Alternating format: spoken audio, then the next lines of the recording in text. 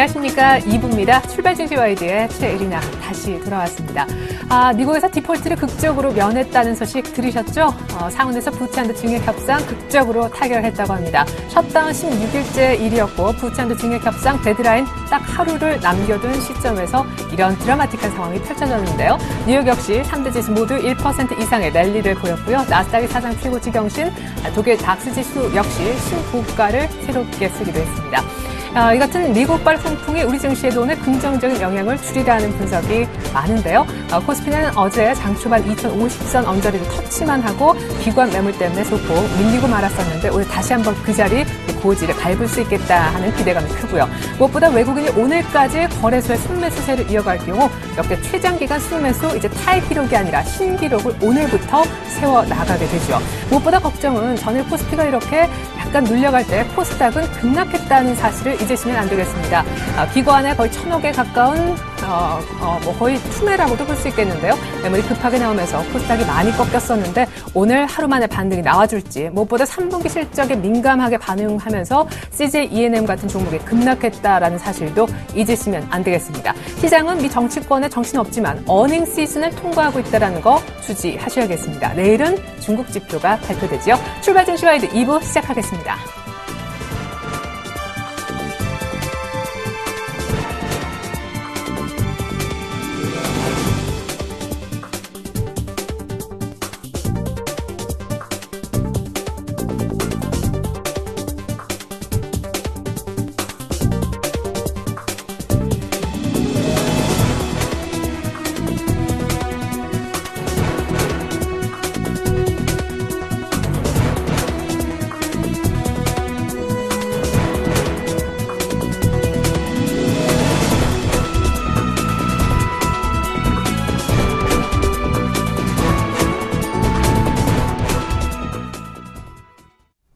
전일장 다시 보고 오늘장 미리 보는 리뷰 앤 프리뷰 시간입니다. 오늘장 미리 보는 재미와 전일장을 다시 한번 복귀해보는 그런 시간이 되겠는데요. 먼저 전일장부터 다시 볼까요? 전문가 5분의 전일장 한 줄 요약이 나오고 있네요. 최희승 차장님은 외국인들의 러브콜이 34거를 연속 지속됐다라고 얘기해 주셨고, 정영훈 팀장님은 대외 불확실성은 계속됐지만 때문에 눈치 보기에 어떤 장애 성격이 있었다. 어제까지만 해도 미국의 부채 한도 협상이 어떻게 될지 조금 잡음이 있었던 날이었죠. 김일환 연구원님은 코스닥 얘기를 해주셨습니다. 코스닥 기관 매물 출회로 큰 톡 하락. 김현겸 주식 팀장님께서도요. 코스피, 코스닥의 극심한 차별화를 짚어주셨습니다. 안상현 대리님은 외국인들의 순매수 유지에도 실적 둔화주는 하락했다라고 하셨는데 저는 CJ E&M이라는 종목이 곧바로 떠오릅니다. 자, 이어서 더 중요한 오늘장 프리뷰를 한번 보겠습니다. 미국의 부채 한도 협상이 극적으로 타결된 오늘장의 변수는요. 최희승 차장님은 내일 중국의 3분기 GDP 등 굵직한 매크로 지표 발표 앞두고 아마 뉴스에 팔자 찰출연 전략이 나오지 않을까 얘기하셨고요. 정영훈 팀장님은 미국의 부채 한도 협상이 타결돼서 단기적으로 오늘 오를 것 같다라고 긍정적으로 내다보셨습니다. 김혜란 연구원님은 오늘부로 코스피 2,000포인트 안착을 예상하셨고, 김현겸 주식 팀장님은 업종 종목별 차별화 현상이 계속될 거다라고 하셨습니다. 안상현 대리님은 실적 호전주 위주로 선별 대응이 필요하다. 실적이 우려되는 종목들은 조금 리스크 관리를 해야 된다. 이런 얘기시겠죠? 동부증권 마포지점 김현겸 주식팀장님 특별히 연결해 보겠습니다. 안녕하세요. 예, 안녕하세요. 네, 미국의 부채 한도 증액 협상 극적 타결 때문에 시장이 전부 다 코스피 얘기를 할 때 사실상 코스닥을 우려하신 분 가운데 하나시잖아요. 키워드가 전일장 리뷰, 오늘장 프리뷰 모두 차별화인 것 같네요. 자세한 설명 들어보겠습니다. 예, 지금 시장은 코스피, 코스닥의 차별화, 그다음에 업종별 종목별 차별화가 극심하게 나타나는 것 같고요. 어저께는 코스피, 코스닥의 극심한 차별화가 나타나지 않았나 생각이 되고요. 오늘 같은 경우 물론 미국의 부채 관련 협상이 잘 마무리가 되는 방향으로 가는 것으로 판단이 되지만 지금 이제 그제부터 다시 시작되는 그 펀드의 엄청난 환매 물량, 이런 물량이 지금 이틀째 계속되고 있기 때문에 기관들, 특히 투신권을 중심으로 한 기관들의 매수 여력은 지금 없는 걸로 보이고요. 그렇기 때문에 외국인이 5천억 이상 순매수를 한다면 지수가 여러 종목들과 함께 올라갈 수 있겠지만 최근같이 2천억, 3천억 정도의 매수세라면 기관들의 매물 압박에서 자유롭지 못한 그런 상황이고요. 외국인이 현재는 시장을 사는 상황은 아니고요.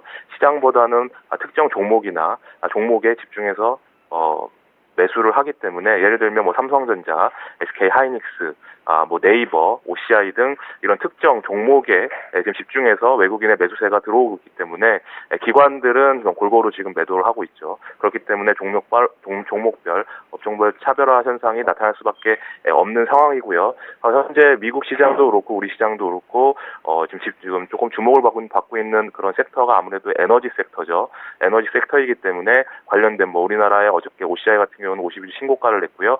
오늘 미국 시장에도 솔라시티라는 종목 12% 상승을 하면서 올 초반 고점 근처까지 가는 그런 모습을 보였기 때문에 오늘 역시 이런 에너지 관련 섹터들 우리 또 국내적으로 중장기 에너지 섹터 변화와 맞물려서 그런데 수혜를 받을 수 있는 뭐 한국가스공사나 지역 난방공사, OCI 하나케미칼 이런 대형주들 계속해서 주목할 필요가 있을 것 같고요. 어제 네이버가 5% 이상 큰 폭의 하락을 했지만 오늘 페이스북이 또 3% 이상 상승을 했기 때문에 오늘 충분히 다시 네이버의 반등 기대할 만한 상황으로 판단이 되고요. 이렇게 좀 특별한 종목별, 업종별, 외국인 수급이 받쳐주는 그런 쪽으로 좀 종목을 슬림화할 필요는 있을 것 같습니다. 네, 자, 무엇보다 기관 매물, 특별히 펀드 환매에 따른 기관의 매물이 얼마나 더 나오는지 양시장 모두 좀 주의 깊게 살펴보자라고 하셨고요. 에너지 섹터를 주목하자라는 의견, 그리고 어제 또 급락했지만 네이버의 오늘 반등도 조심스럽게 점쳐주셨습니다. 지금까지 동부증권 마포지점 김연겸 주식팀장님과 함께 해봤습니다. 오늘장 프리뷰 무엇보다 잘 들었습니다. 네, 감사합니다.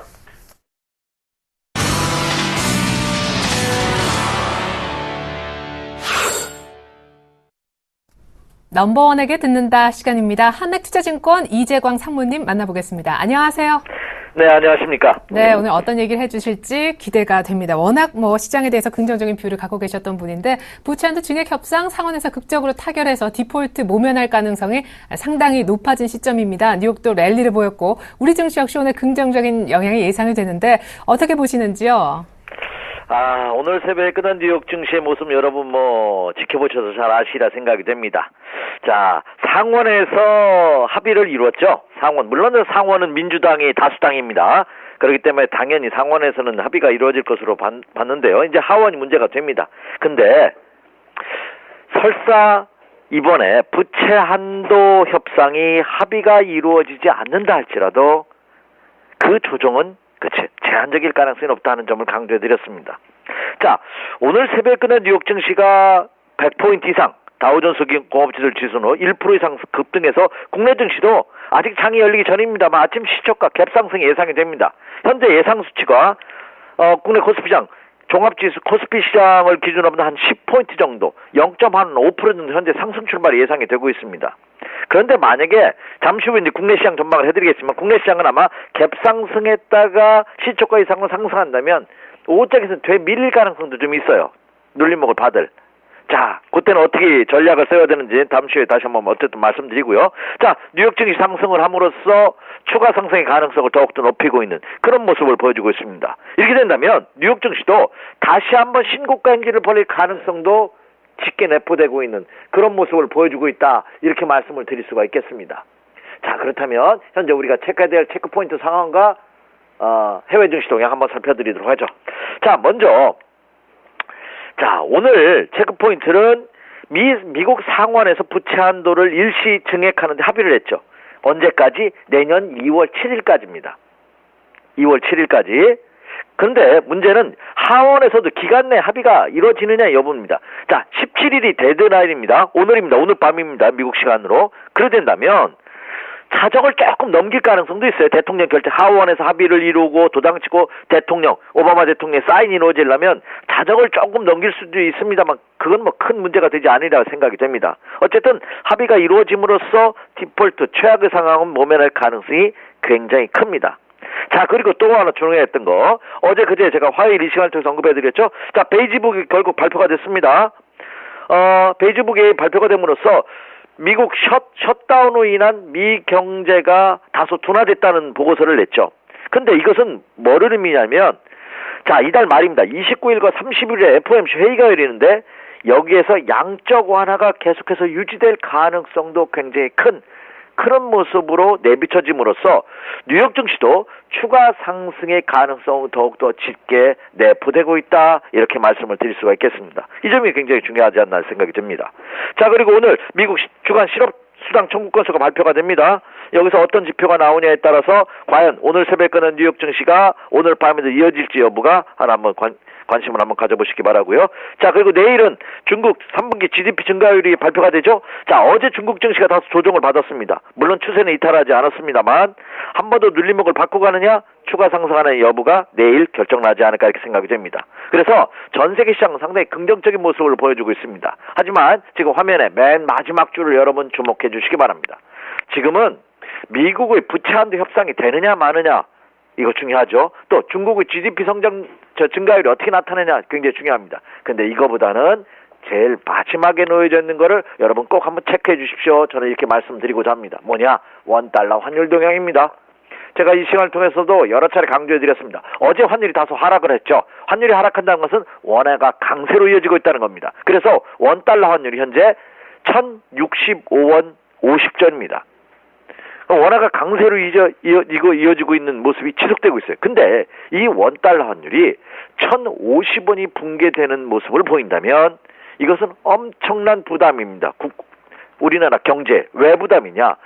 국내 증시는 수출 관련주들이 수출을 많이 해야지만 국내 경기도 좋아지는 그런 상황을 안고 있습니다. 다시 말해서 국가가 수출 드라이브 정책을 쓰기 때문에 수출이 잘 돼야지만 그로 인해서 내수 경기도 좋아지고 경기도 회복되는 그런 구조입니다. 그런데 원화의 강세 현상을 보인다면 수출 관련주에 엄청난 타격을 보일 가능성이 크기 때문에 그렇죠. 그래서 아직까지는 견딜만 합니다만 원달러 환율이 1050원이 붕괴된다면 이때는 시장에 악영향으로 작용할 가능성이 높다는 점 그걸 염두에 두시기 바라고요.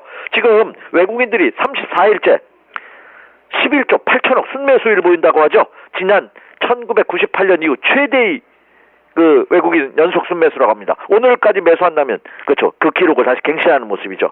이 외국인들의 매수 여부가 바로 원달러 환율 동향을 주시하신다면 예측이 가능하지 않을까 이렇게 판단이 되고 있기 때문에 이 원달러 환율 동향도 한번 꼭 유념 있게 체크해 주십시오 이렇게 말씀을 드립니다. 자, 그럼 좀 더 자세히 준비한 차트의 모습을 보면서 살펴드리도록 하겠습니다. 먼저 미국 증시 한번 보도록 하죠.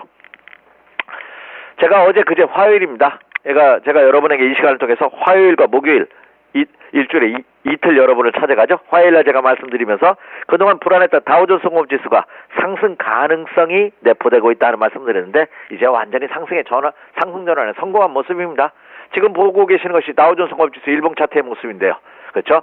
제가 붉은색 타원형으로 동그랗게 두 개를 표시했죠. 완전히 쌍바닥이 확인됐습니다. 그렇죠? 오늘 새벽에 끝난 뉴욕 증시가 급등을 보임으로써 그래서 중심 주세선을 가볍게 돌파하고 하루 조정 이후에 다시 장대 양봉 직전 고점을 바로 돌파함으로써 지난 9월에 찍었던 고점마저도 돌파 가능성이 있는 그래서 직전 고점을 향한 추가 상승 가능성이 굉장히 짙게 내포되고 있다 이렇게 말씀을 드릴 수가 있겠습니다. 자, 지금 유럽으로 한번 가보도록 하겠습니다. 자, 유럽 증시에서 가장 약한 시장이 영국 시장이다 하는 말씀 드렸죠. 지금 저 화면에 FTSE 지수 일봉을 보고 있는데요. 자, 지난 화요일까지 3일 연속 양봉, 그렇죠? 그리고 어제 양봉, 그리고 오늘 양봉의 모습으로 마감을 했습니다. 역시 중심 추세선을 가볍게 돌파함으로써 영국 증시도 기나긴 잠에서 깨어나는 모습이 확연하게 나타나고 있다. 그렇죠? 지금 절기상으로 완전한 가을이 이제 수학의 계절이 이제 거의 이제 확산되고 있죠. 주식시장에서도 이제 유럽 증시도 영국 증시마저도 수학의 계절로 접어든 듯한 그런 모습이 확연하게 나타나고 있다. 이렇게 말씀을 드릴 수가 있겠습니다. 그렇다면 해외 증시의 영향을 본다면 어때요? 긍정적인 모습으로 국내 시장에 영향을 줄 가능성이 높다. 이렇게 말씀을 드립니다. 원화가 너무 초강세로 갈까봐 걱정이 좀 되긴 하지만 그래도 일단 유동성 기반이 좋고 또 미국의 정치적 불확실성이 거의 완화된 시점. 우리가 예상했던 시나리오대로 내일 중국의 3분기 GDP까지 좋아진다면 시장은 더 오르지 못할 이유가 없어 보이는데 정말 중요한 것은 현실적으로 지금 이제 추가 매수 혹은 신규 매수 진입이 가능한지 여부와 갖고 계신 분들 이익 실현을 극대화하려면 언제쯤 팔아야 할지 그 시점에 관한 것이 되지 않을까 싶습니다. 전략 부탁드려요. 네, 너무 직설적으로 물어보시네요. 제가 아직까지 지금도 사야 되느냐, 언제 팔아야 되느냐, 그걸 제가 맞출 자신은 없습니다. 다만 여러분에게 제가 자신 있게 말씀드릴 수 있는 것은 시세의 흐름에 역사이클을 하는 전략은 그렇죠. 내드리지 않을 자신이 있다 이렇게 말씀을 드립니다. 자, 앞서서 지속적으로 저는 이 장은 여러분이 생각하는 것보다 더 큰 장이 펼쳐질 가능성이 높다는 점을 제시해 드렸습니다. 자, 지난달만 하더라도 긴가민가 하셨던 분들 지금에서 보니까 그럴 수도 있겠구나 하는 생각이 드실 겁니다. 자, 그러면 준비한 국내 시장의 차트의 모습을 보면서 오늘장 국내 시장 전략, 다음 주까지 전략 한번 살펴보도록 하죠. 자, 국내 코스피장 일봉 차트 한번 보여주시기 바랍니다. 자, 지금 제가 모처럼 말해 국내 코스피장 일봉 차트의 모습을 1년 이상의 장기 사이클로, 지금 좌측 맨 앞에가 언제냐면요, 작년 9월 달입니다. 그렇죠? 1년 이상 길게 보고 있죠. 왜냐하면 제가 파란색 타원형으로 계속 제시해드렸던 게 저항선이죠. 이게 2000포인트입니다. 2000포인트의 저항선이 굉장히 컸었어요. 근데 이번에 보시면 3주간 2000포인트의 기간 조정을 받고, 그쵸? 지난주부터, 지난 금요일장부터 다시 상승 대열에 합류하는 모습이거든요. 근데 제가 앞에 1차 상승이라고 제시해드렸던 것이, 지난 8월 중순에 저점을 찍었죠. 그것이 9월 중순까지 180포인트가 올라왔거든요. 근데 이번에 2차 상승의 시작이라면 통상적으로 1차 상승보다는 2차 상승이 훨씬 더 상승폭이 큽니다. 그러면 적어도 지난 1차 상승폭과 같은 폭으로만 상승한다 하더라도 이 몇 포인트입니까? 거의 2100포인트는 훌쩍 뛰어넘을 가능성은 굉장히 큰 그런 모습이지 않을까 이렇게 생각이 됩니다. 따라서 이제 국내 증시도 새로운 추가 상승의 가능성을 확실히 내포되고 있다는 점 여러분 염두에 두시면서 그죠? 추가 상승에 포커스를 맞춘 매수 마인드 전략을 지속적으로 유지해 주시기 바랍니다. 이렇게 말씀을 드리고요. 그렇다면 아직까지 이익 실현한 것은 조금 더 기다려 주십시오. 이렇게 말씀드립니다. 계속해서 매수 전략 보유 전략 가능하고요. 그럼 지금도 현금을 갖고 계신 분은 그럼 어떤 종목을 공략해야 되느냐? 이미 정해졌어요. 오늘도 전략에는 변함이 없습니다. 지금 여러분이 생각하시는 은행, 증권, 건설주가 움직이고 있어요. 이들 기업들이 실적이 좋아서 움직일까요? 아닙니다. 미국이 지금 급등하고 있는데 미국이 경기가 좋아져서 확연하게 데이터상으로 기업들이 실적이 좋아서 움직일까요? 아니다는 거.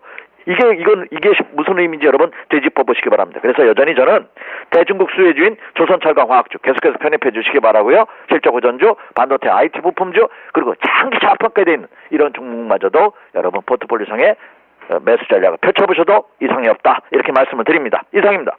그래요. 매수 관심주 얘기 잘 들었고요. 아직 팔 때는 아니니까 조금 더 홀딩하자라는 의견 나왔습니다. 180포인트 오른 1차 상승보다 더 큰 2차 상승을 기대하셨습니다. 지금까지 한맥투자증권 이재광 상무님과 함께 해봤습니다. 감사합니다. 네, 감사합니다.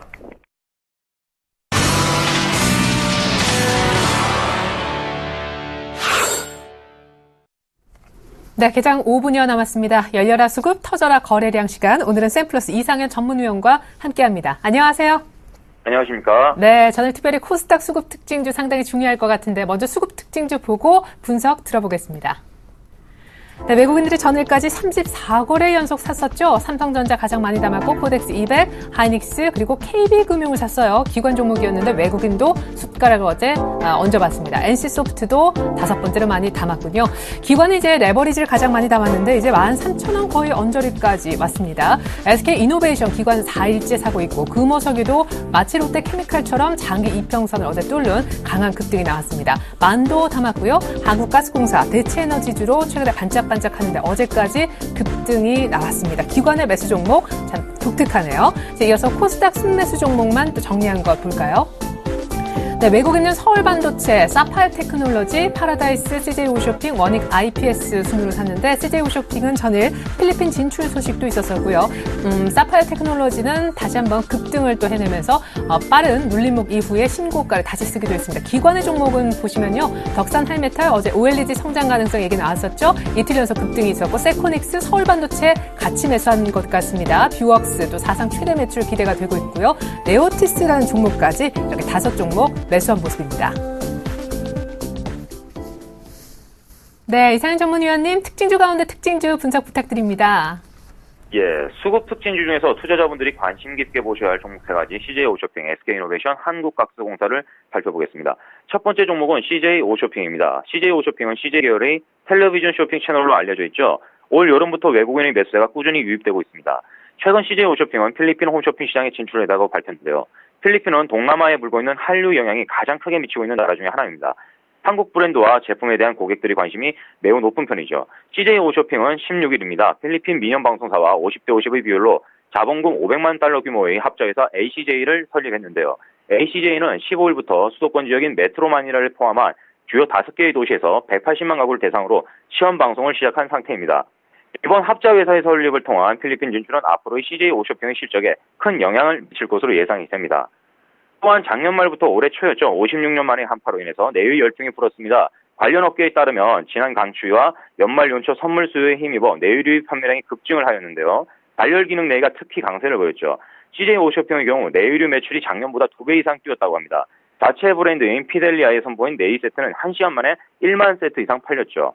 CJ 오쇼핑이 지금까지 만든 다양한 올리온 패션 브랜드 중 가장 돋보이는 것이 언더웨어 브랜드 피델리아 디자이너의 브랜드 엣지입니다. 2001년 론칭한 피델리아는 12년간 400만 세트, 5천억 원 이상의 주문액을 기록한 대표적인 홈쇼핑 제품이죠. 2011년엔 세계적인 모델 지젤 본천을 모델로 내세우며 화제를 모았었고 지난 4월부터는 세계적인 명품 드레스 디자이너 베라왕과의 협업을 통해 베라왕 포 피델리아를 론칭하여 첫 방송 50분 만에 10억 원의 매출을 올리기도 했습니다. 이번 겨울 시즌에도 어떤 공격적 마케팅으로 소비자의 관심을 끌지도 상당히 기대되는 부분이죠. 벌써부터 추위가 기승입니다. 겨울철에는 홈쇼핑의 판매량이 자연스럽게 증가하는 시즌입니다. 홈쇼핑 관련주들의 움직임을 관심 깊게 보셔야 할 것 같고요. CJ 오쇼핑의 주가는 현재 일시적 조정 구간입니다. 33만 원 부근 눌림목에 매수 진입이 가능하고요. 단기적인 목표가로 36만 3천 원까지 보실 수 있겠습니다. SK 두 번째 종목입니다. SK이노베이션. SK이노베이션은 올해 자회사들의 4분기 실적 향상에 대한 투자자들의 기대감과 앞으로의 신사업 진출에 대한 관심이 매우 높은 시점입니다. 기상청에 따르면 올해 가을은 짧고 겨울은 길어질 것이라고 하죠. 이것을 해석해보면 겨울의 추위가 작년보다 오랜 시간 지속된다는 이야기입니다. 난방 등을 위한 석유의 소모량이 더욱 증가할 것이라는 이야기죠. 자회사인 SK에너지는 2분기 실적을 만회하기 위해서 아시아의 트레이딩 허브인 싱가포르를 거치지 않고 유럽으로부터 직접 연료유 수입을 확대한 것으로 나타났습니다. 정유업계의 이윤이 축소되니까 더욱 저렴하게 원료를 들어오기 위한 차원에서 이런 일을 벌인 거죠. SK에너지가 리스크를 보완할 수 있는 주요 계기가 될 겁니다. SK에너지의 실적 회복 기대감이 SK이노베이션의 주가에도 중요한 요인으로 작용될 것으로 보여지고요. 이번에 SK 앵커링 모델로 신인 배우 이유비 양을 발탁했던데 이미지 개선까지 노리는 게 아닌가 하는 생각이 듭니다. 그리고 자회사인 SK종합화학은 2014년 중국의 합성고무 EPDM이죠. 생산공장 진출을 눈앞에 두고 있어요. EPDM은 바닷물이나 기타 화학물질에 대한 강한 내성을 지닌 것으로 알려져 있는 합성고무인데요. 자동차의 범퍼, 그리고 같은 부품, 그리고 선박용 해저 케이블 등을 사용해 됩니다. 자동차 튜닝 완화 정책과 최근 불어온 자동차 부품 시장의 활성화에 충분한 수혜가 가능할 것으로 느껴지고요. 중국의 대규모 해저터널 사업이 본격적으로 추진될 가능성이 있다는 뉴스들이 보도가 되고 있습니다. 이에 따른 수혜 및 투자자들의 기대감은 충분히 주가 상승의 요인이 될 것이라 생각을 합니다. SK이노베이션은 자회사의 신규 사업 진출과 실적 개선의 기대감 이외에도 그린콜 기술 개발이 주요 관심사가 되고 있는데요. 이산화탄소를 플라스틱의 원재료인 폴리머 제품으로 전환하는 기술을 개발함으로써 친환경 플라스틱 소재를 생산하는 거죠. 세계적으로 이슈화되고 있는 탄소 배출권까지 확보할 수 있는 획기적인 친환경 신소재 기술을 또 평가되고 있습니다. 2015년 말 상업 생산이 목표라고 하죠. 세 번째 종목은 한국가스공사입니다. 한국가스공사는 지난 시간에도 말씀드렸었던 종목인데요.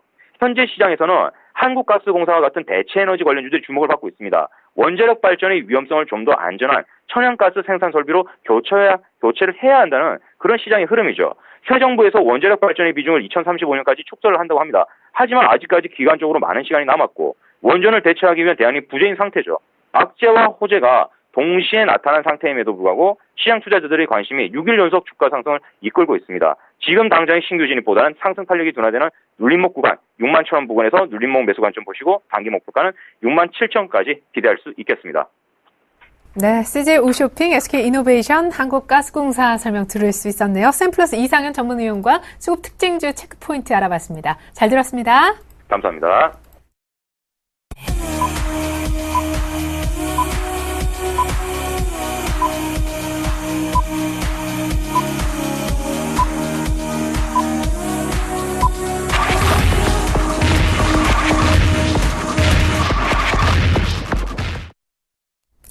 네, 10월 17일 목요일 우리장 열렸습니다. 오늘 기대가 상당히 됩니다. 미국의 부채 한도 증액 협상 상원에서 극적 타결을 이뤄냄으로써 사실상 디폴트 위기를 미국이 면할 수 있게 됐기 때문이죠. 뉴욕 증시가 이미 랠리를 보였고 우리 증시 역시 전에 잠깐 터치했었던 2050의 돌파 혹은 안착까지도 욕심이 나는 날인데요. 무엇보다 외국인들의 최장기간 거래소 순매수 기록이 오늘 또 세워질지도 관심사입니다. 전일 상대적으로 좀 소외받으면서 차별화 속에 급락했었던 기관 매물이 많이 나왔던 코스닥이 오늘 하루 만에 반등을 할지도 반등폭은 어느 정도일지도 같이 지켜보셔야겠습니다. 원달러 환율이 추가 하락한다면 1,050원대까지 빠르게 내려갈지도 같이 좀 지켜보셔야 될 것 같은데요. 자, 출발 상황이 나오고 있네요. 더 자세하게 알아봅니다. 현재 스튜디오에 오늘 샘플러스 정동욱 멘토님이 함께 해주셨습니다. 안녕하세요. 네, 안녕하세요. 네, 양시장 일단 모두 플러스고 코스피는 2,050을 넘겼네요.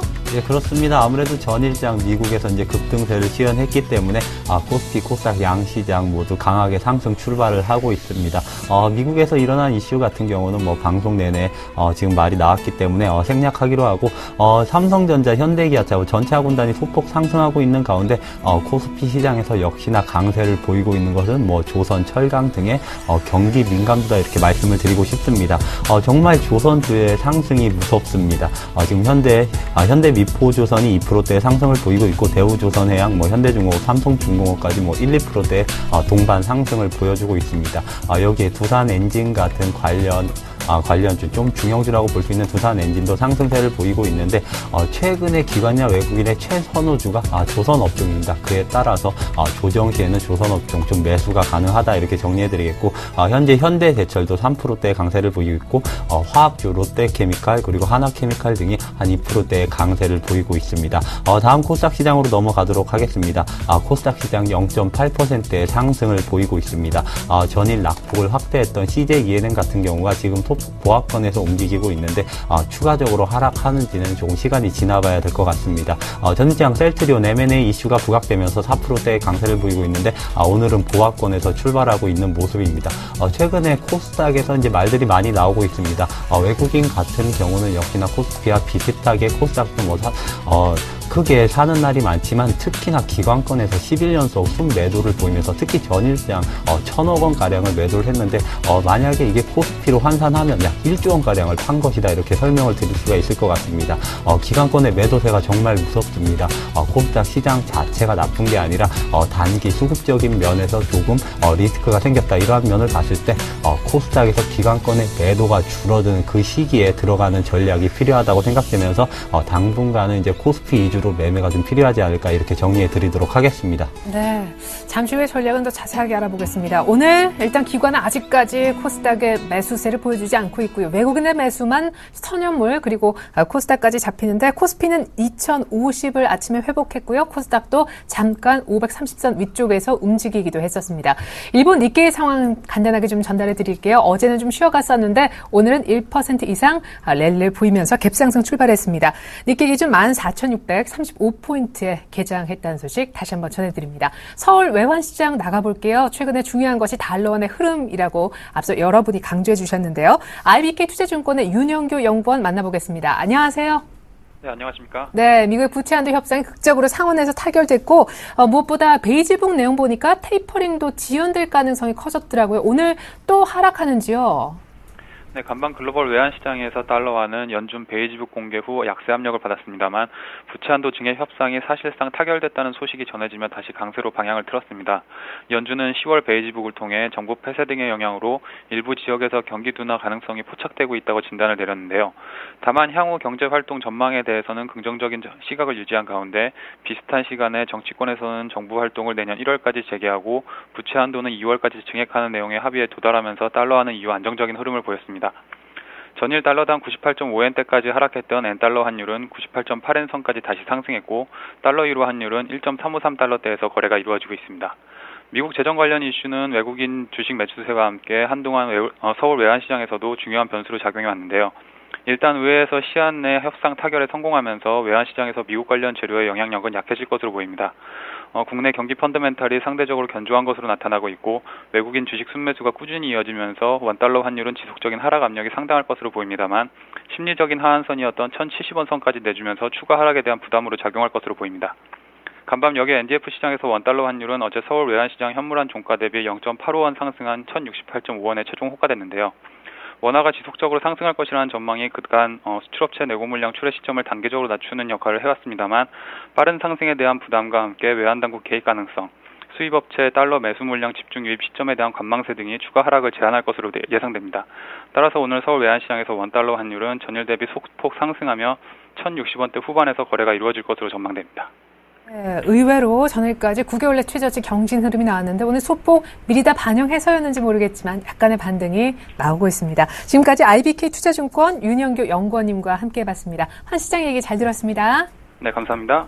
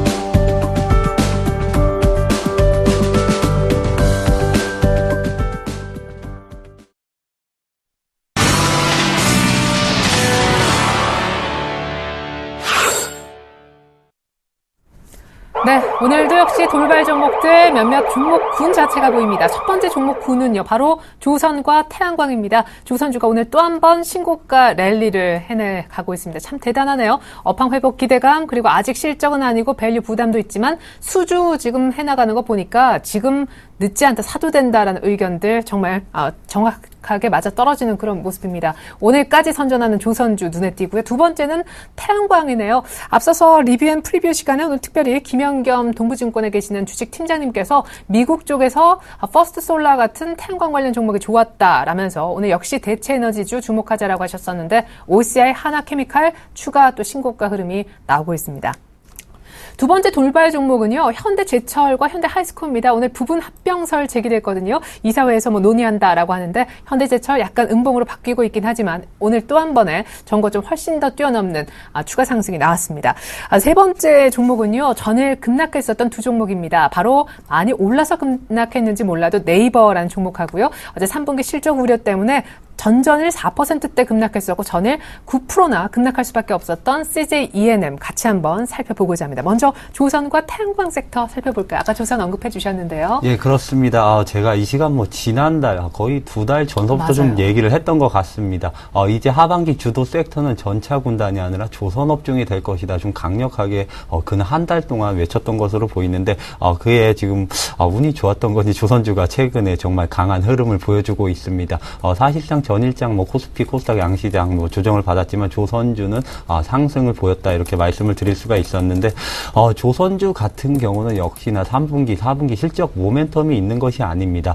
조선주 같은 경우는 다시 한번 말씀을 드리지만 수주 모멘텀으로 가는 종목이다 이렇게 말씀을 드릴 수가 있는데 역사적으로 볼 때 조선주 같은 경우는 수주 모멘텀, 그러니까 수주가 활발하게 일어날 때 고점을 찍지 수주가 나중에 한 1, 2년 뒤에 실적으로 연결되는 그 시기에는 사실상 수주로 갔던 그 주가 상승률보다는 조금 덜하다. 이러한 관점으로 봤을 때 현재 수주가 활발하게 진행되고 향후에 수주도 더 지금보다 더 활발하게 진행될 것이다. 이러한 전망들이 나오고 있는 시기에 신고가를 찍을 것 같습니다. 5년 만에 돌아온 업황입니다. 제가 한번 조선주 매니저나 이런 투자자분들이 어느 정도에 팔아야 되느냐 이게 아니라 끝까지 한번 가보자 이런 식으로 말씀을 드렸던 것 같습니다. 현재 그런 분위기가 바뀌지 않고 있습니다. 그렇기 때문에 조선 업종은 한번 달릴 때까지 보유하신 분들은 달릴 때까지 가보자 이렇게 말씀을 드리겠고 아직 보유하지 못하신 분들은 언제 매수해야 되느냐 3분기 어닝 시즌에 따라서 이제 조선주 대신 실적이 좋은 종목으로 잠시 자금이 이동할 가능성이 있습니다. 그렇게 되면 조선주 같은 경우는 역시나 눌림목 구간이 올 가능성이 있기 때문에 눌림목 구간이 온다면 충분히 분할 매수가 가능하다 이렇게 말씀을 드리겠고 올해 하반기에는 조선주가 정말 가장 강력한 주도 섹터가 될 것으로 저는 거의 확신을 하고 있기 때문에 조금 매수 관점으로 지켜보는 게 어떤가 저는 이렇게 말씀을 드리고 싶습니다. 그 다음은 현대제철, 현대 하이스코어, 이제 합병, 조해공시 이런 부분에 대해서 말씀을 드리는 것보다는 지금 오늘 경기 민감주가 강하기 때문에 현대제철이 강하다. 물론 합병 시너지는 있습니다. 지금 제철, 철강주들이 강한데 역시나 중국과 유럽 경기 글로벌 회복, 경기 회복 기대감이 반영되고 있는 시점입니다. 최근에 기간의 최선호주로 그리고 상승률이 가장 큰 종목이 현대제철입니다. 근데 하이스코랑 이제 합병을 한다고 하면 역시나 비용 절감 효과 등이 발생을 하기 때문에 이제 원가가 절감이 됩니다. 지금 안 그래도 좋게 보는 철강 업종에 호재가 하나 덧붙여졌다. 이렇게 따지면은 현대제철이 기존 대장주 주격이라고 볼 수가 있는데 대장주를 더 견고히 하면서 중국 경기가 회복이 지속이 된다면 현대제철이 가장 상승률이 뛰어나지 않을까. 그렇기 때문에 내일 중국 3분기 GDP가 양호하게 발표가 된다면 현대제철도 매수 관점으로 보는 게 맞지 않나 이렇게 설명을 드리도록 하겠습니다. 그리고 세 번째가 이제 전일 급락했던 네이버와 CJ ENM 이 부분에 대해서 말들이 굉장히 많습니다. 네이버 같은 경우는 현재 0.6% 보합권에 움직이고 있는데 미국의 페이스북과 좀 주가 흐름이 비슷하다 이렇게 말씀을 드릴 수가 있을 것 같습니다. 지금 외국인 투자자들이 네이버에 대해서 강력하게 코를 외치고 있는데 그 이유가 아무래도 페이스북과 피어기업이다. 이러한 인식이 팽배해진 것 같습니다. 지금 전기차 미국의 테슬라 기업이나 아니면 미국의 크리 LED 관련 기업이 상승하면 국내 관련된 기업들이 동반 상승하는 그런 패턴을 보여주고 있습니다. 네이버도 그러한 관점에서 외국인이 꾸준히 사주고 있는데 전일장 페이스북 같은 경우는 이제 3%대 반등을 보인 것으로 제가 알고 있는데 그에 따라서 네이버 추가 하락보다는 역시나 이제 다시 상승 추세로 돌아서지 않을까 이렇게 전망이 되고 있고 CJ ENM 같은 경우는 이틀 연속 좀 급락을 보였던 종목입니다. 역시나 3분기 실적이 예상에 미치지 못한다 이런 증권가 분석에 의해서 지금 CJ ENM이 이틀 연속 지금 하락을 했었는데 우량한 콘텐츠를 다수 보유한 기업입니다. 그에 따라서 지금 이틀 연속 급락을 맞았지만 이미 실적 우려감은 주가에 대부분 반영됐다. 이러한 관점으로 봤을 때 지금 급하게 사기보다는 오늘까지 만약에 하락이 연출된다면 단기 트레이딩이든 아니면 장기로도 좀 CJ ENM은 괜찮다. 그러한 관점에서 추가 하락 시에는 매수를 해보자 이렇게 정리해 드리도록 하겠습니다. 네. 자, 이번에는요, 멀리 김근호 과장님께 또 추가적인 특징주 분석을 좀 부탁을 드리려 합니다. 태양광을 김근호 과장님께서 그냥 이어서 좀 살펴봐 주셨으면 합니다. 오세아는 5거래일 연속 뛰고 있고요. 작게는 하나케미칼 포함해서 오성 LST 같은 폭넓은 에너지 섹터 전체가 동반 강세를 띄고 있네요. 그리고 어제 좀 크게 이슈가 됐었죠. 은행 섹터. 오늘 최강 종목으로 DGB 금융지주가 추천 일부에서 나오기도 했었는데 오늘 KB금융, 하나금융지주 더 가고 있습니다. 그리고 ELK가 급락합니다. 장 마감 후 어제 공시가 떴었죠. 200억대 대규모 유증 얘기 때문이 아닌가 싶은데요. 두 자릿수로 밀리고 있습니다. 금호석유가 추가 상승합니다. 태양광, 은행, 화학 그리고 ELK까지 살펴주시죠. 김근호 과장님. 네, 먼저 이 태양광 종목들에 대해서 좀 먼저 말씀을 드리면, 일단 원전 비중 축소가 가장 큰 이슈가 될 것 같고요. 이 원전에 대해서 사실, 그동안 이 전력에 대해서, 전력량에 대해서 굉장히 좀 부족함을 느꼈던 부분이 사실인데, 그를 타개하기 위해서 원전에 대한 비중을 좀 늘리겠다, 그로 인해서 전력난을 좀 해소하겠다라는 의지를 좀 갖고 있었는데, 중요한 건, 이 원전과 관련된 사고들이 국내뿐만 아니라 글로벌리하게 계속적으로 좀 터져 나왔다라는 말씀 좀 드리고 싶습니다. 물론 국내에서는 정확한 어떤 피해가 갈 수 있는 큰 어떤 사고가 나진 않았지만 이 외국 쪽에서 글로벌리한 마켓 쪽에서 원전과 관련된 사고들이 좀 일어나면서 분명히 정부도 국내에 원전 비중을 늘리기에는 분명히 부담감이 있다. 그러면 원전 비중을 축소하기로 한 결정 이후에 과연 이 전력난을 어떻게 타결할 것이냐, 이 부분이 가장 관건이 될 텐데 그 대안이 바로 이 대체 에너지들이었습니다. 그래서 풍력주와 태양광주들이 이 원전 비중 축소 발표 이후에 계속적으로 좀 주가가 좋은 모습을 보여주는 것들, 이 연결고리가 좀 있지 않나라는 말씀을 드리고요. 이 대체 에너지와 관련해서 비단 국내뿐만의 얘기는 분명히 아닙니다. 글로벌 전체적으로 이 대체 에너지에 대한 수요를 계속적으로 좀 부르짖는 상황이 됐고요. 이 최근에 이 태양광주의 또 주가 상승이 글로벌 국내 업체들이 글로벌 업체와의 주가의 어떤 괴리를 축소시키는 과정에 있다. 라는 보고서들, 분석들이 좀 나오고 있고, 이 태양광 자체의 어떤 발전 가치에 굉장히 좀 주목을 하고 있는 것 아닌가라는 분석들이 좀 제시가 되고 있습니다. 이 미국 이 태양광 발전 가치를 받고 있는 회사가 이 GCL과 선 에디슨이라는 데인데, 이 두 곳의 사례를 볼 때 미국 내 이 400메가와트 프로젝트를 수주한 OCI 같은 경우도 향후 발전 사업에 대한 성장성과 가치가 좀 재조명 받을 수 있다라는 보고서를 냈고요. 최근에 이 OCI를 비롯해서 대부분의 태양광주들이 오르는 이유, 가장 먼저 다시 한번 말씀드리지만 대체 에너지에 대한 수요, 이 부분이 커졌다. 그리고 두 번째로는 글로벌 업체와의 어떤 괴리감, 이 부분을 축소시키는 과정에 있다. 결국에는 예전에 이 태양광주들이 곽강을 받았던 환경, 그때로 다시 좀 회귀했다라는 말씀을 좀 드리고 싶습니다. 그러니까 에너지 부족에 대한 이슈는 계속적으로 나왔기 때문에 그를 타개하기 위해서 원전 비중을 늘리려고 했지만 원전 비중을 늘리기가 쉽지가 않다. 그렇다면 결국에는 대체 에너지 쪽으로 눈을 돌려야 된다. 그 중에 하나가 바로 태양광이다라는 말씀을 드리고, 단기간에 이 원전 비중, 지금 정부에서 과연 원전 비중을 재차 좀 늘릴 수 있을까? 이 부분을 고민해 본다면 그렇게 쉽진 않다라는 말씀을 좀 드리고 싶습니다. 그래서 어떻게 보면 태양광주들은 중기적인 상승 모멘텀이 좀 마련됐다라는 말씀까지 좀 드릴 수 있는 것 아닌가라고 주장을 하고 싶고요. 은행주들의 상승이 최근에 굉장히 좀 뛰어납니다. 역시나 가장 기본은 실적입니다. 3분기 실적에 대한 개선, 이 부분이 굉장히 좀 기대가 되고 있습니다. 그 이유가 사실 은행 하면은 어떤 게 가장 먹거리가 큽니까? 바로 예대 마진입니다. 그러니까 예금과 대출 사이의 이자율에 대한 차이를 은행들이 가져가는 그 수익원이 가장 큰데, 이 부분이 2분기까지는 계속적으로 좀 우려감을 낳았다는 거죠. 근데 중요한 것은 3분기부터 좀 터닝할 수 있다. 그리고 4분기까지도 이 개선세가 계속적으로 좀 이어질 수 있다. 이 부분에 있어서 최근에 은행 업종들이 굉장히 좀 강한 주가 퍼포먼스를 내는 것 아닌가라는 말씀을 드리고요.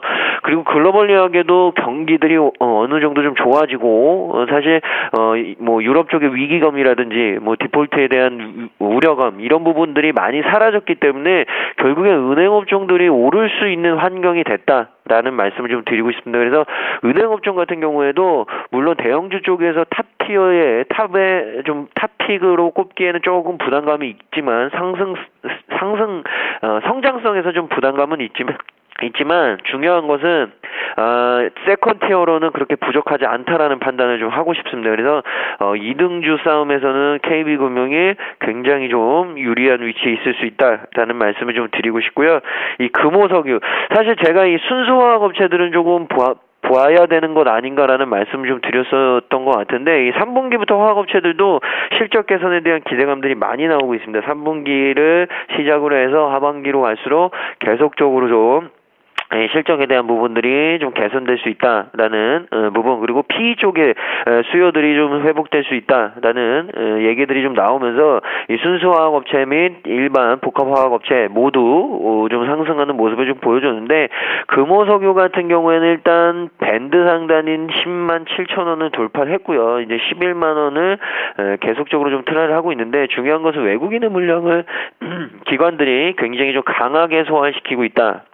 이 말씀을 좀 드리고 싶습니다. 그래서 차트상으로는 금호석유 역시도 좀 어느 정도는 더 갈 수 있는 차트가 아닐까라는 생각이 좀 들고, 오늘같이 좀 급등한 날, 갭상승한 날 말고 조금 음봉 정도 하나 나왔을 때는 금호석유 정도 공략하셔도 그렇게 크게 손해는 없을 수 있다라는 말씀을 좀 드리고 싶습니다. 그래서 최근에 다시 한번 말씀드리지만 복합화학업체도 좋지만 순수화학업체들의 주가 퍼포먼스가 어떻게 보면 복합화학업체들보다는 조금 더 좋을 수 있다. 역시나 그 대표적인 게 롯데케미칼과 금호석유다라는 말씀을 다시 한번 강조드리고요.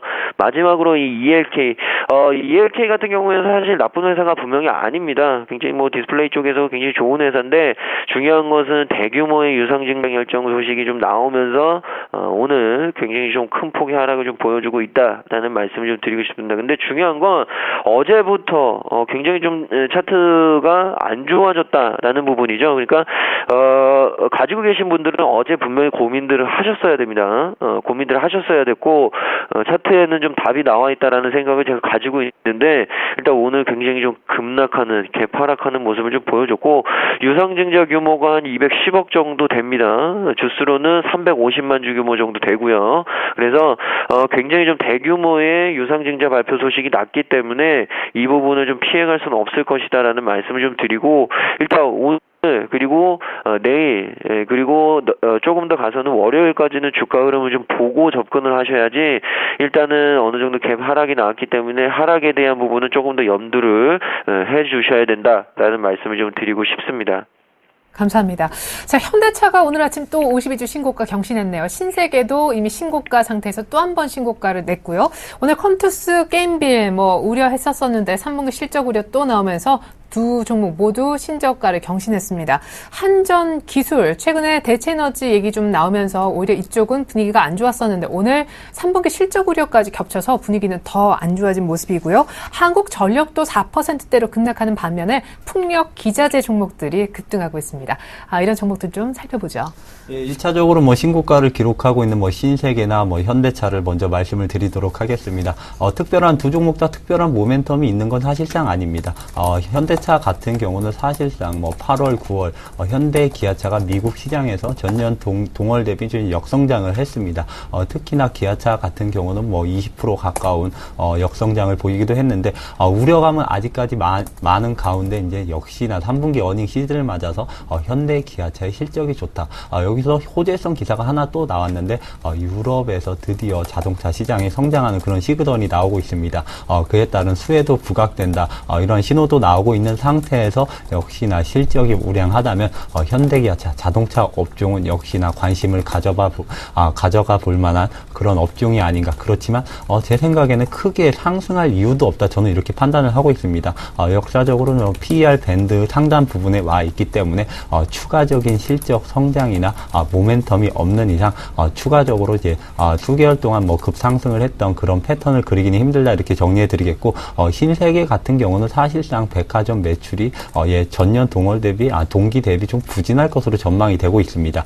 신세계가 신고가를 찍고 있는 건 역시나 외국인이 한국 시장에서 강력하게 코를 아직까지 외치고 있기 때문에 동반 상승하고 있는 것이지 역시나 주도 업종이라고 말을 할 수가 없습니다. 네. 신세계가 지금 신고가를 찍고는 있지만 역시나 이제 더 높은 상승률을 위해서는 아까 말씀드렸던 조선업종 이런 주도 섹터로 조금 자금을 옮기는 게 괜찮지 않을까 저는 이렇게 판단을 하면서 두 종목을 정리해 드리도록 하겠습니다.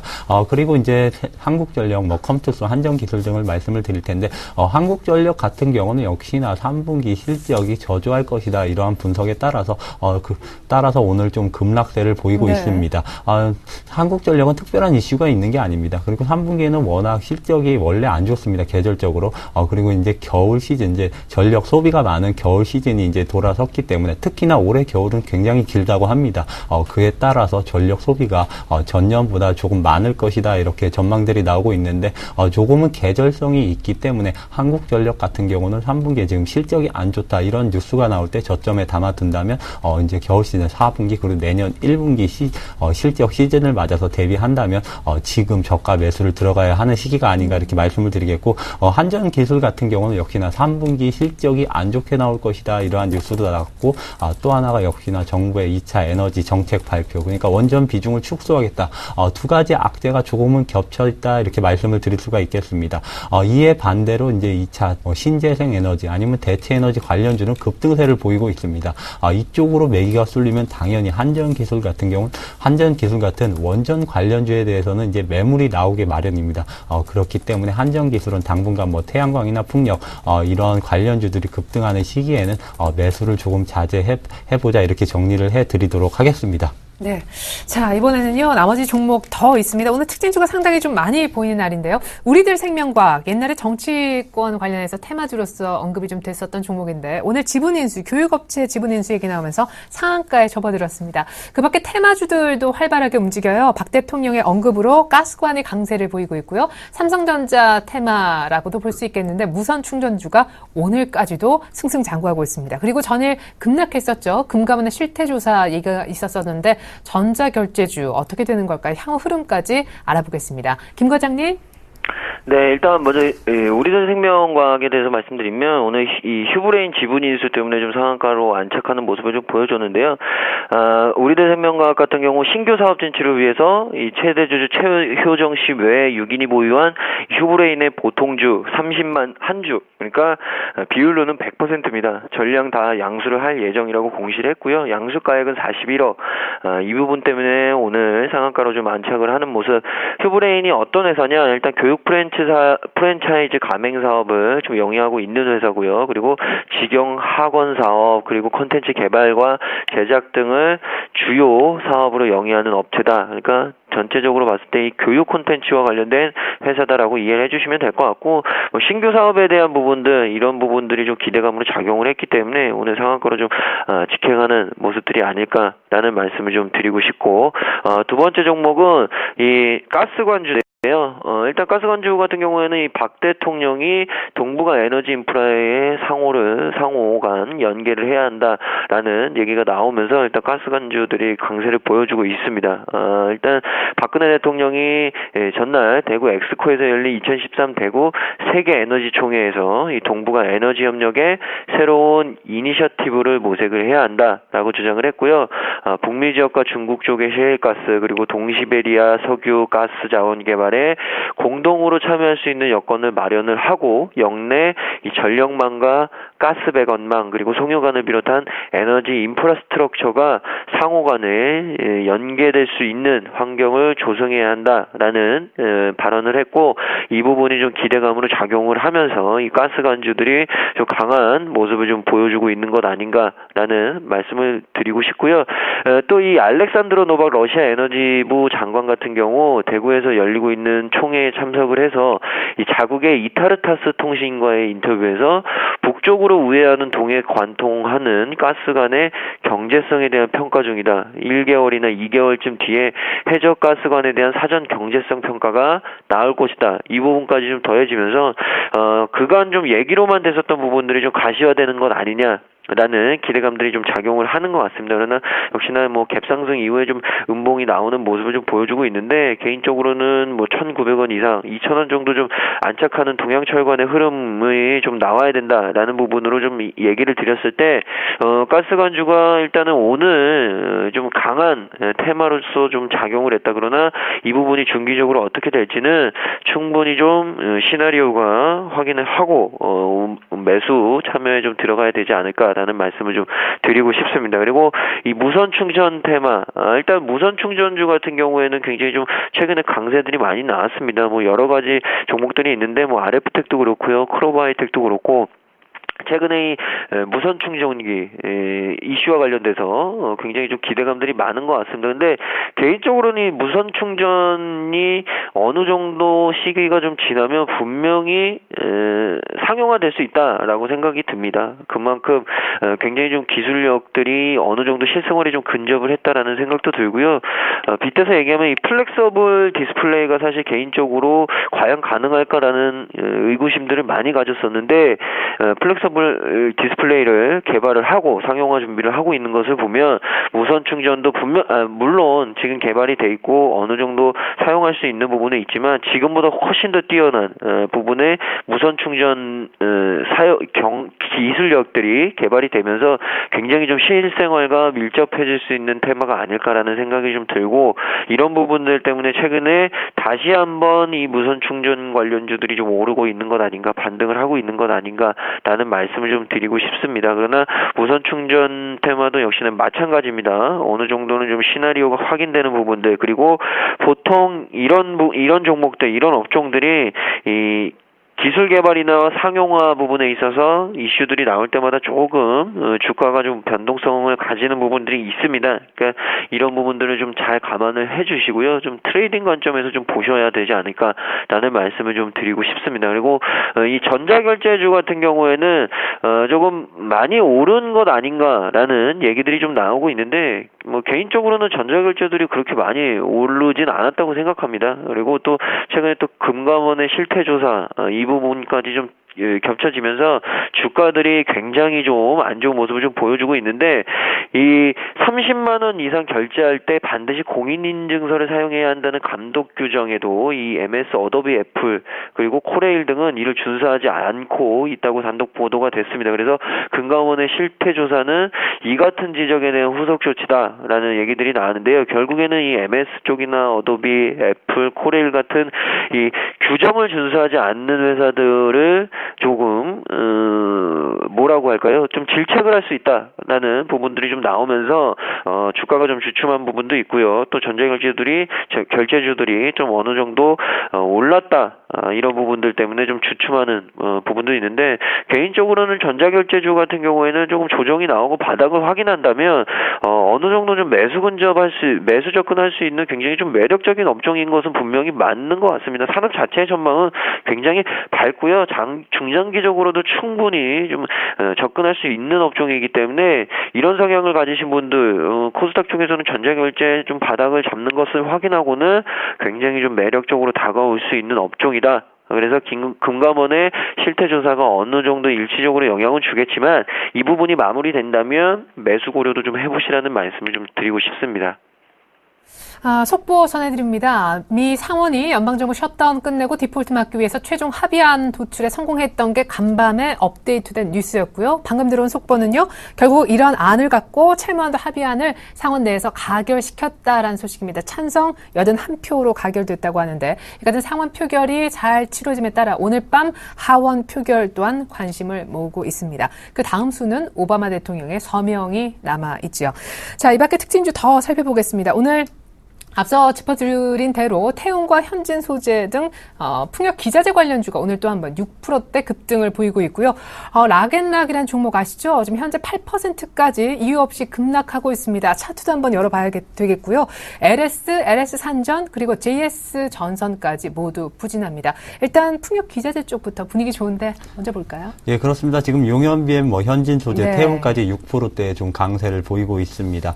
최근에 유럽과 중국 경기가 살아남에 따라서 태양광과 풍력에 관련된 기업들의 주가 상승률이 뛰어난 가운데 박근혜 정부에서 이제 에너지 정책을 발표하면서 좀 더 힘을 내지 않고 있느냐 저는 이렇게 판단이 되고 있습니다. 풍력과 태양광 분명히 더 이상 빠지기는 힘들다 저는 이렇게 말씀을 드리고 싶습니다. 그렇지만 이렇게 단기에 급등할 이유도 없다. 단순히 테마성에 의해서 이슈에 의해서 이렇게 급등할 이유는 없다.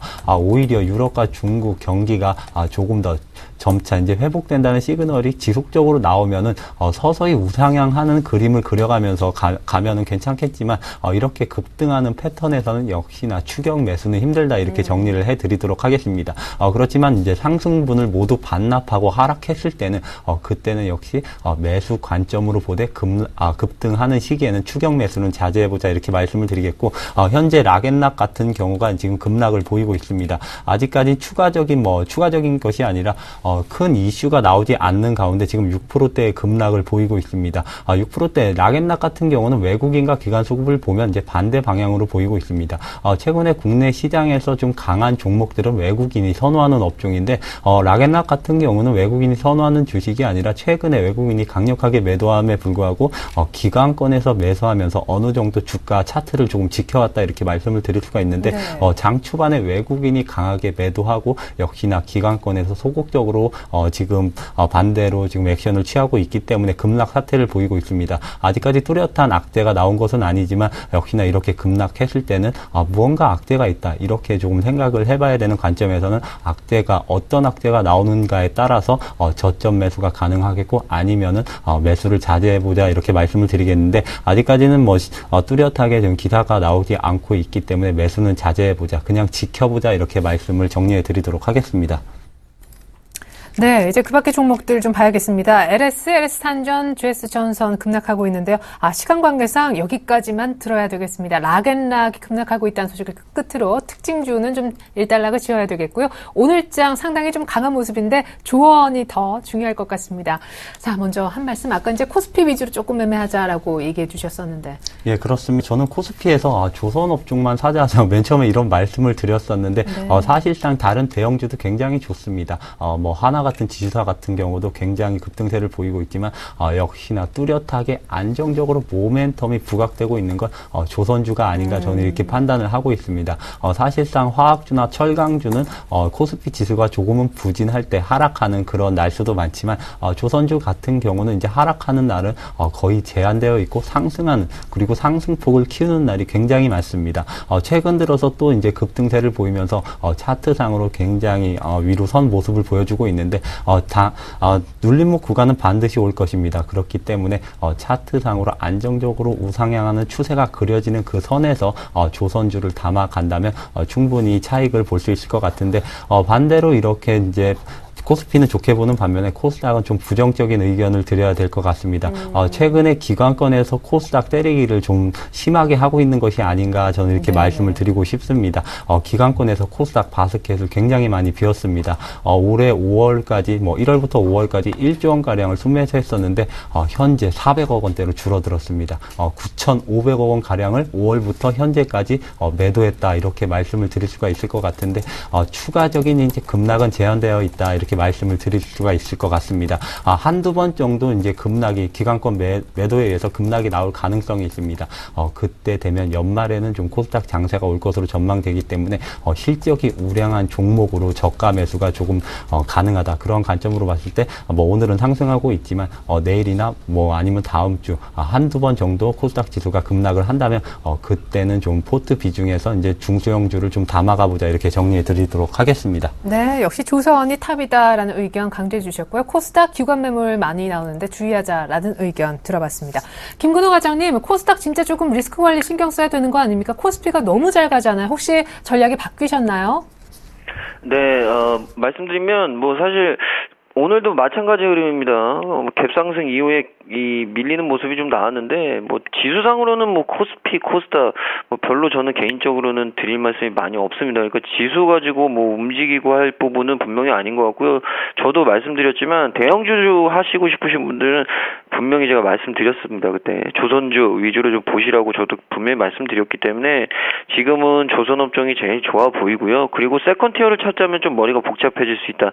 KB금융 같은 은행업종도 좋고 그리고 이 전기전자업종 SK하이닉스나 삼성전자 같은 IT도 좋고 그리고 또 화학업체도 좋고 최근에 또 철강업체도 잘 올라왔고요. 그러니까 세컨티어 찾기는 굉장히 머리가 아픈데 탑티어 찾기에는 굉장히 쉽습니다. 그냥 조선 쪽으로 좀 집중하시라는 말씀을 좀 드리고 싶고 코스닥과 코스피 간의 괴리가 좀 나온다. 그 이유가 기관의 매도 이 부분인데 기관의 매도는 어느 정도 좀 마무리될 가능성이 있다라고 생각이 듭니다. 그리고 외국인들이 계속적으로 좀 매수를 해줬기 때문에 일단 기관이 과연 언제쯤 코스닥을 좀 사주느냐 이 부분이 가장 중요한 터닝 포인트가 될 것 같고요. 그렇게 오래 걸리진 않을 것 같다라는 개인적인 생각은 있습니다. 오늘 같은 경우도 물론 코스피 대비해서 코스닥이 좀 많이 밀리는 모습을 좀 보여주고 있지만 개인적으로는 기관의 코스닥 매도가 어느 정도 좀 마무리되는 시점이 코스닥의 바닥권 이후에 반등 시점이 되지 않을까.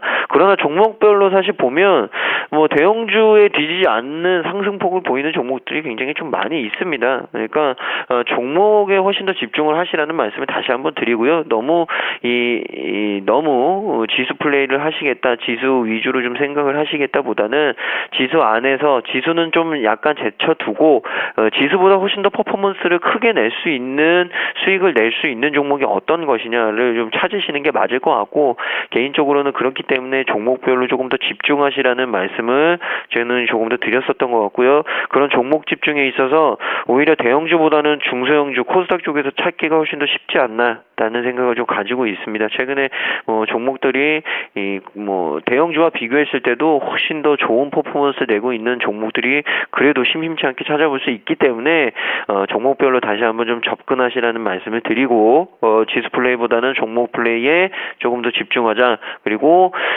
지수 분석을 할 시간에 사실 종목 분석을 조금 더 하시라는 말씀을 좀 드리고 싶습니다. 그래야 그간 내가 수익을 내지 못했던 부분에서 좀 수익을 낼 수 있다라는 말씀 드리고 싶습니다. 네, 두 분의 공통된 의견 앞서서 이재원 상무님도 강조해 주셨었는데 조선 섹터가 일단 탑임은 분명한 것 같습니다. 지금까지 샘플러스의 정동 멘토님 스튜디오에서 도와주셨고요. 멀리 KTB 투자증권 압구정 지점의 김근호 과장님께서도 화상으로 분석 함께 해주셨었습니다. 두 분 모두 감사합니다. 네, 감사합니다. 네, 감사합니다.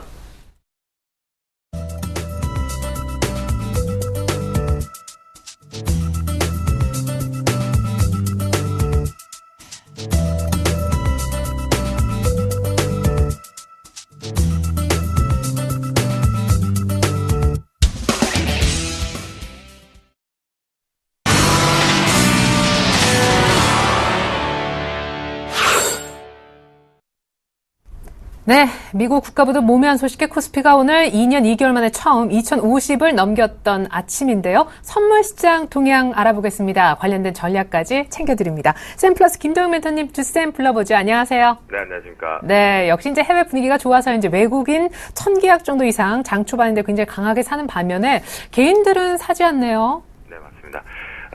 일단 결론적으로 말씀드리면 이제 합의 도출은 이제 주쌤은 알고 있었다라고 분명히 자신있게 말씀 좀 드렸었는데요. 그건 이제 소식통에 의해서 말씀을 드렸습니다. 어제 오후 방송에서도 말씀드렸고요. 그 부분에 이제 긍정 화답이 좀 됐죠. 그래서 이제 동방 강세 출발은 좀 됐는데, 아쉬운 부분 뭐냐면 출발과 함께 이 개인들의 매도 포지션 자체가 1000억으로 스타트가 됐습니다. 1000억 매도 압박으로 좀 스타트가 됐고요.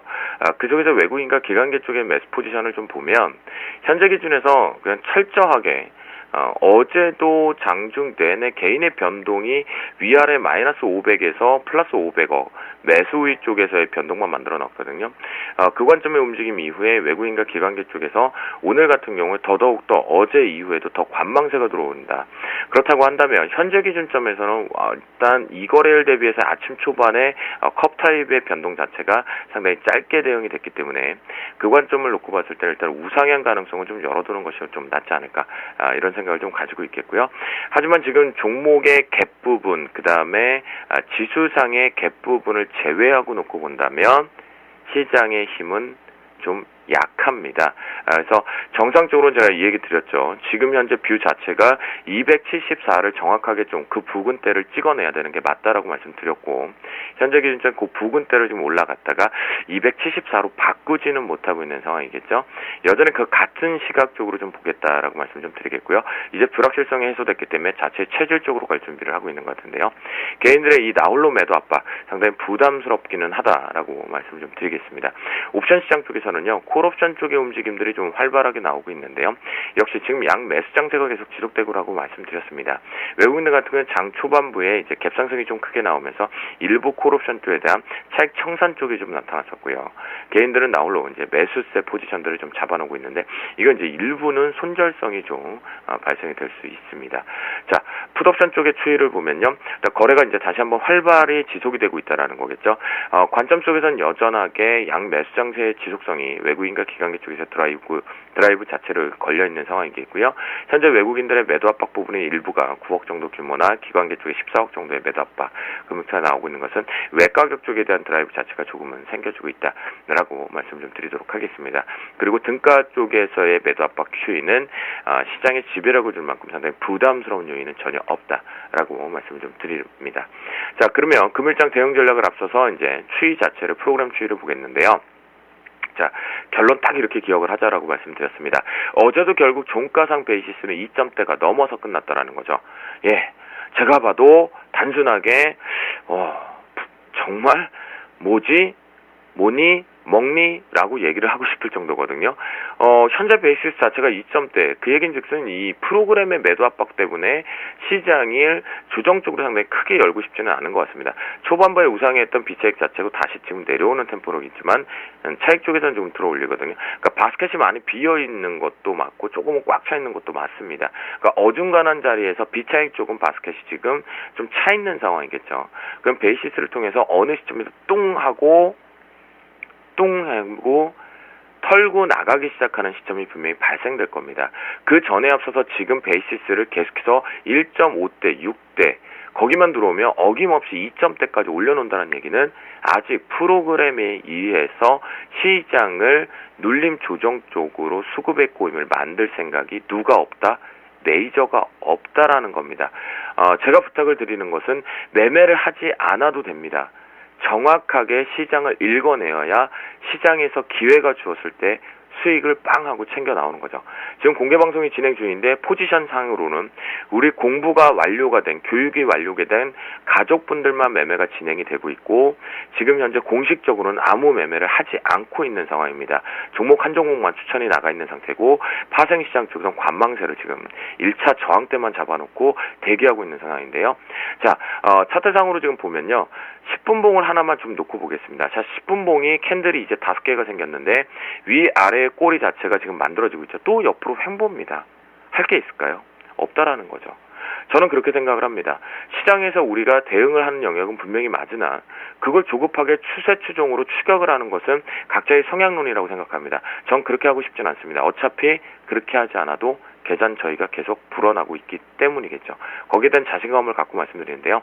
신호등상으로 3분봉을 놓고 보더라도 지금 정확하게 돌아나가겠다, 저항이겠다를 제대로 하지 못하고 있다는 겁니다. 하지만 빨간 신호등에서 브레이크를 밟자, 매도를 잡자라고 했었죠. 그 관점을 놓고 보면 지금 현재 계속 내려와서 저항이 걸리고 있는 것은 조금 부담스러운 요인이겠죠. 그러니까 올라타야 되는 기점이 맞다라고 말씀드리겠고요. 자, 그 관점에서 딱 빨간 등이 어디냐? 바로 272.05 오늘의 황금 라인입니다. 이 부분 정확하게 올라타서 지지력 강력히 나와야지만 매수 스위칭으로 전환시키시고요. 자, 밑에서 계속 헤맨다, 저항대 계속 걸린다. 그렇다고 한다면 아침에 지지 나오니까 우상향 떴죠. 이탈 나와서 몸통으로 깨니까 저항 걸리니까 밑에서 놀죠. 자, 이 관점으로 신호등으로 매매하면 계좌는 풀어질 수밖에 없다. 불어날 수밖에 없다라고 자신있게 말씀드리면서요. 현재 관망세로 일관하고 황금 라인의 지지와 저항을 정확히 체크하시면서 거기에 매매 스킬로 가져가자라고 말씀드리고 마지막으로 현물의 힘이 갭을 빼면 힘이 없다라고 말씀드립니다. 네. 오늘의 황금라인 272.05였고요. 일단 관망으로 일관하자 하셨습니다. 그리고 언제나 최근에 베이시스를 강조해 주신다는 점도 잊지 않고 매매하시면 좋겠습니다. 지금까지 샘플러스 김도영 멘토님과 함께 해봤습니다. 분석 감사합니다. 네, 감사합니다. 네, 미국 부채한도 타결 협상이 되면서 오늘 코스피가 드디어 2년 내 박스권을 한번 돌파를 했습니다. 2050선을 아침부터 넘겨줬었는데요. 외국인들도 오늘까지 35거래일 연속 사면서 최장 순매수 기록을 다시 한번 깨면서 새롭게 썼습니다만 외국인들의 매수도 현물 기준 강하지 않고요. 코스피도 2050을 회복한 뒤 약간 상승폭을 줄였습니다. 코스닥 역시 전일 급락 이후 반등폭이 오늘 좀 줄어든 것이 좀 아쉽네요. 환율도 장중에 반락했습니다. 일본 증시가 같이 강세를 보이고 있다는 점 특징입니다. 출발 증시 와이드 2부 마치겠습니다. 고맙습니다.